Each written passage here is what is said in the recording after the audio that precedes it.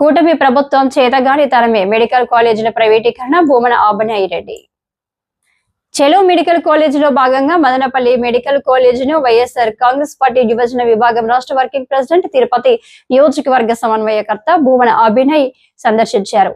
ఈ సందర్భంగా వారు మాట్లాడుతూ ప్రభుత్వ మెడికల్ కాలేజీపై కూటమి నాయకులు తప్పుడు కథనాలు అల్లుతున్నారని, రాష్ట్రంలో పేద కుటుంబంలో పుట్టిన విద్యార్థులు సైతం ఉచితంగా మెడికల్ విద్యని అభ్యసించి డాక్టర్లుగా తయారవ్వగాలనే సదుద్దేశంతో గత ప్రభుత్వంలో జగనన్న తీసుకొచ్చిన 17 మెడికల్ కాలేజీలను కూటమి ప్రభుత్వం కారుచౌకగా ప్రైవేటు వ్యక్తులకు కట్టబెట్టారని చూడడం అత్యంత దారుణమని, తక్షణమే ఈ ఆలోచనను విరమించుకొని పేద కుటుంబాలకు ఉన్నత విద్య, మెరుగైన వైద్యం కోసం అన్ని మెడికల్ కాలేజీలు పూర్తి చేసి అందుబాటులోకి తీసుకురావాలని భూమన అభినయ్ రెడ్డి కోరారు.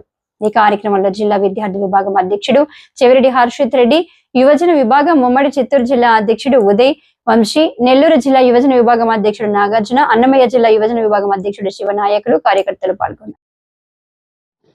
మంత్రులు వైఎస్ జగన్మోహన్ రెడ్డి గారి పైన బురద చల్లడం తప్ప ఆయన చేసినటువంటి మంచి పనులను కొనసాగించాలన్నటువంటి ఆలోచన ఏమాత్రం లేదు అనడానికి ఈ 17 మెడికల్ కాలేజీలను ప్రైవేటీకరించడం అన్నదే పెద్ద ఉదాహరణగా చెప్పొచ్చు. మనం ప్రస్తుతానికి మదనపల్లిలో జగన్మోహన్ రెడ్డి గారు ఏదైతే అన్నమయ్య జిల్లా కేంద్రానికి ప్రభుత్వ హాస్పిటల్ని అందించాలన్న సదుద్దేశంతో పునాది వేశారో ఆ ప్రాంతంలో ఉన్నాం. టీడీపీ వాళ్ళు మనకు చూపించేటటువంటి ఫోటోలంతా కూడా ఇక్కడ ఇంకా ఈ పునాదులు మాత్రమే ఉండేటటువంటి ఈ స్థలాన్ని మాత్రం చూపించి ఇక్కడ ఏమాత్రము పనులు జరగలేదు. పూర్తిగా వైఎస్ఆర్ కాంగ్రెస్ పార్టీ ప్రభుత్వం మెడికల్ కాలేజీలు అన్నటివి కట్టనే లేదన్న అబద్ధపు ప్రచారాన్ని బలంగా ప్రజల్లోకి పంపించే ప్రయత్నం చేస్తుంది. కానీ నిజాన్ని చూస్తే దీనికి పక్కనే ఉన్నటువంటి బ్లాక్లేమో సుమారుగా 3-4 అంతస్తులు పూర్తవడం జరిగింది.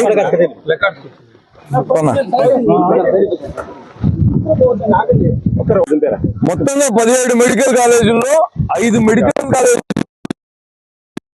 కూడా స్టూడెంట్స్ కి ఇచ్చి అక్కడ వైద్య వృత్తిని విద్యను వాళ్ళు అభ్యసిస్తున్నారు. 2 మెడికల్ కాలేజీలేమో పూర్తి కావాల్సిన దాదాపు 80% వరకు కంప్లీట్ అయ్యి ఇంకొక 20% పనులు పెండింగ్ లో ఉన్నాయి.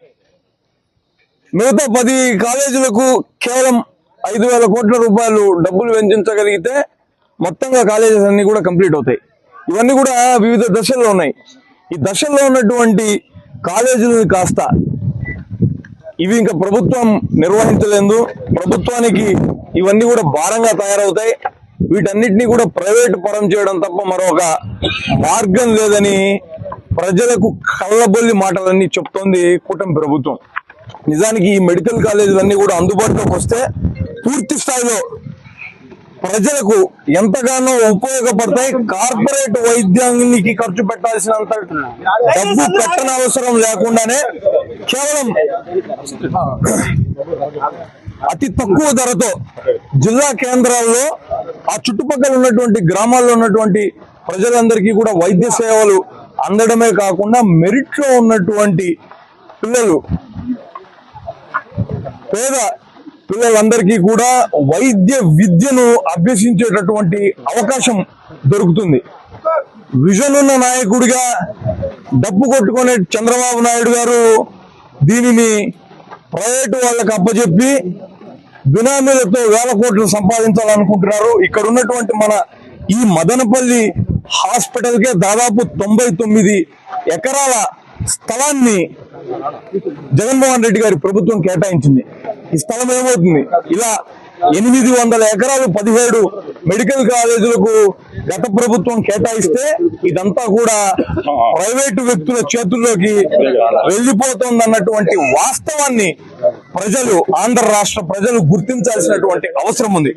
ఇదేదో రాజకీయ పార్టీ చేస్తున్నటువంటి హైరానోనో డ్రామానో కాదు, రాష్ట్ర భవిష్యత్తుకు సంబంధించినటువంటి వ్యవహారం.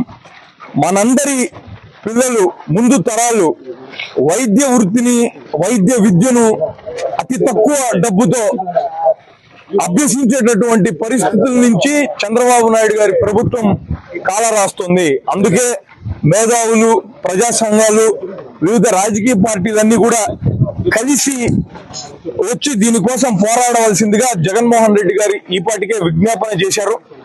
ప్రజలందరికీ వాస్తవాలను కళ్ళగట్టేటట్టుగా తెలియజేసే ప్రయత్నమే మేమందరం కూడా వైఎస్ఆర్ కాంగ్రెస్ పార్టీ యువజన విభాగం తరఫున చేస్తున్నాము.